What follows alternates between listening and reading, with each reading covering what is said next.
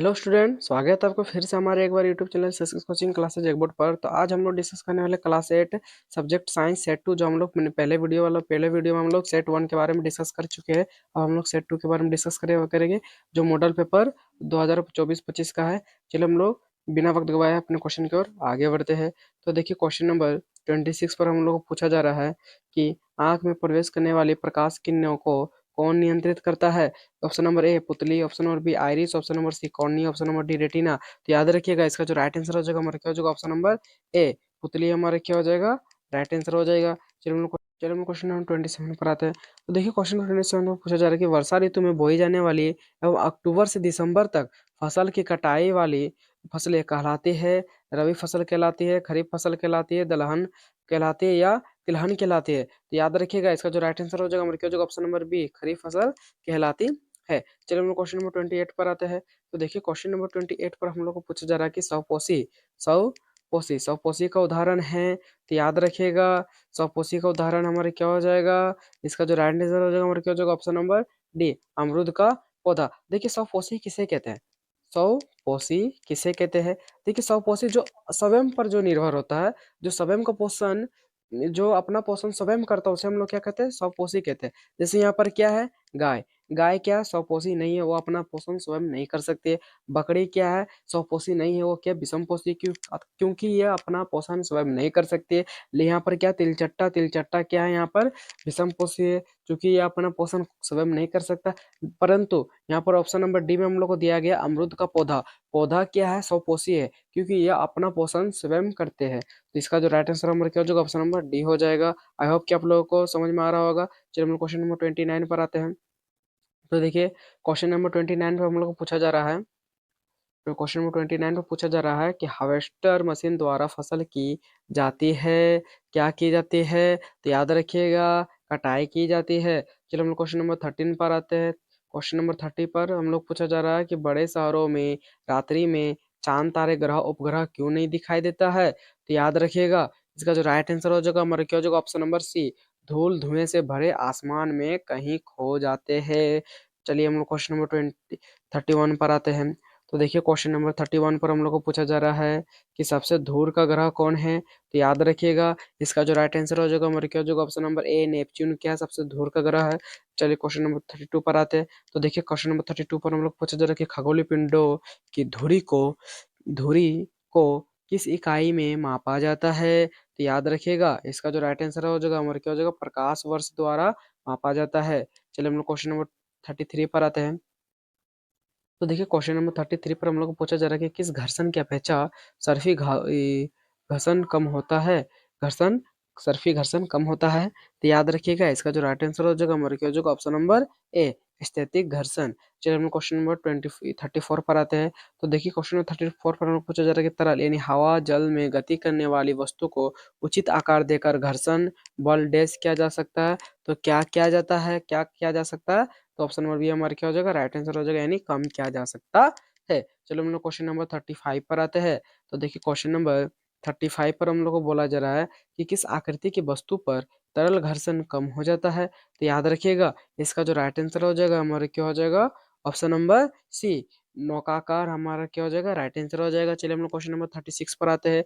तो देखिए, question number 36 पर पूछा जा रहा है कि प्रथम पूर्ण रूप से संश्लेषित रेशा किसे कहा जाता है। तो याद रखिएगा, इसका जो राइट आंसर हो जाएगा हमारा क्या हो जाएगा, ऑप्शन नंबर बी नाइलॉन को कहा जाता है। चलिए हम लोग क्वेश्चन नंबर 37 पर आते हैं।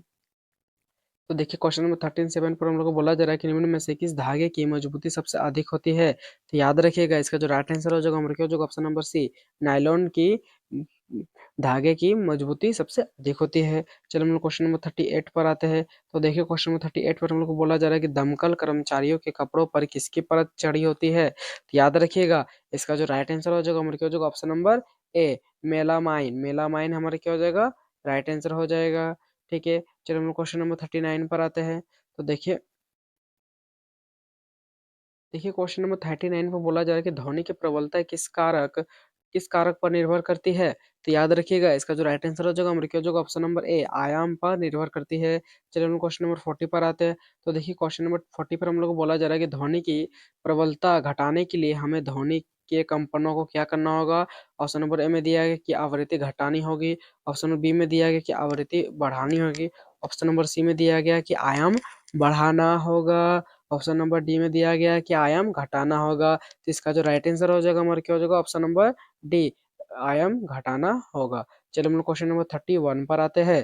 तो देखिए क्वेश्चन नंबर 31 पर हम लोग को बोला जा रहा है कि प्रासरव ध्वनि की कंपनियों की आवृत्ति होती है तो कितनी होती है। तो याद रखिएगा ऑप्शन नंबर सी हमारा क्या हो जाएगा, राइट आंसर हो जाएगा, यानी 20,000 हर्ट्ज से ऊपर होती है। चलिए हम लोग क्वेश्चन नंबर 42 पर आते हैं। तो देखिए क्वेश्चन नंबर 42 पर बोला जा रहा है कि रिक्टर पैमाने पर किस तीव्रता वाला भूकंप विनाशकारी माना जाता है। तो याद रखिएगा इसका जो राइट आंसर हो जाएगा हमारे क्या हो जाएगा, ऑप्शन नंबर डी हमारे क्या हो जाएगा, राइट आंसर हो जाएगा, यानी 7 या उससे अधिक तीव्रता वाला। चलिए हम लोग क्वेश्चन नंबर 33 पर आते हैं। तो देखिए क्वेश्चन नंबर 33 पर हम लोग को बोला जा रहा है, चलिए हम लोग क्वेश्चन नंबर 43 पर आते हैं। तो देखिए क्वेश्चन नंबर 43 पर बोला जा रहा है कि वायुमंडलीय विद्युत की खोज की थी, किसने की थी तो याद रखिएगा इसका जो राइट आंसर हो जाएगा हमारा क्या हो जाएगा, ऑप्शन नंबर बी, यानी बेंजामिन फ्रैंकलिन ने की थी। चलिए हम लोग क्वेश्चन नंबर 44 पर आते हैं। तो देखिए क्वेश्चन नंबर 44 पर हम लोग को बोला जा रहा है कि ऊन से रगड़ी गई एवोनाइट की छड़ क्या हो जाता है। ऑप्शन नंबर ए में दिया कि ऊन से रगड़ी गई एवोनाइट की दूसरी छड़ को आकर्षित करती है। ऑप्शन नंबर बी में दिया गया कि उन उन उन्हें उनके साथ घिसने वाले एक और एवोनाइट छड़ पर कोई प्रभाव नहीं पड़ता है।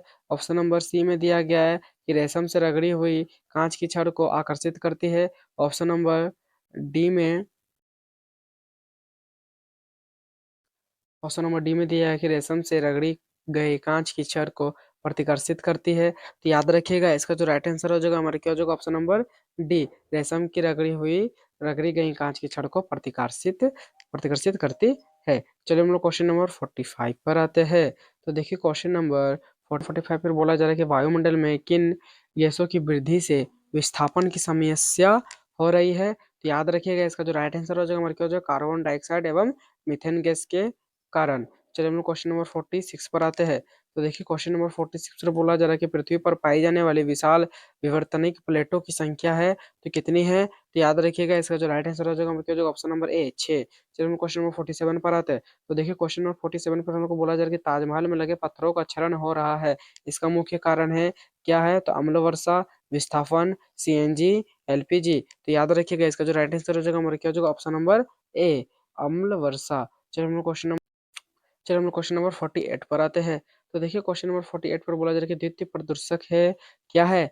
Option number A carbon dioxide, option number B sulphur dioxide, option number C nitrogen के oxide, option number D sulphur एवं नाइट्रोजन के अम्ल। तो इसका जो राइट आंसर हो जाएगा हमारा क्या हो जाएगा, ऑप्शन नंबर डी, सल्फर एवं नाइट्रोजन के अम्ल। ऑप्शन नंबर डी हमारा राइट आंसर हो जाएगा। चलिए हम क्वेश्चन नंबर 49 पर आते हैं। देखिए क्वेश्चन नंबर 49 में पूछा जा रहा है कि कुछ प्रजातियां का विलुप्त होने का और गायब होने का क्या कारण है।